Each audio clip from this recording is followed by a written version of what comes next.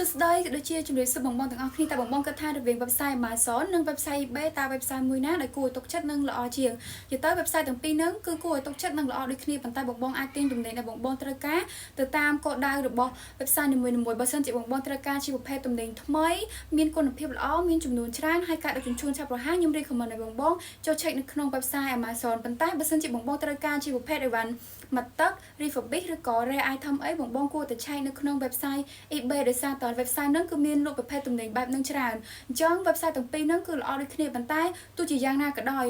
ក្នុង website មួយមិនមានអ្នកលក់ល្អទាំងអស់ទេគឺក៏មានអ្នកលក់មិនល្អដូចគ្នាអញ្ចឹងបើសិនជាបងអត់ដឹងថាតើគួរជ្រើសរើសយកអ្នកលក់មួយណាទេបងអាច copy link របស់អ្នកបងចង់បានផ្ញើទៅកាន់ Facebook វិញបានដោយសារតែយើងក៏អាចធ្វើការជិះជួយបងនិងប្រាប់បងថាតើបងគួរទិញពីអ្នកលក់នឹងឬក៏អត់អញ្ចឹងសម្រាប់ព័ត៌មានបន្ថែមបងអាចធ្វើការឆាតទៅក្នុង page របស់ពួកយើងបានពួកយើងក៏អាចទិញទំនិញពី website ទាំង Amazon និង eBay ផងដែរបងអរគុណ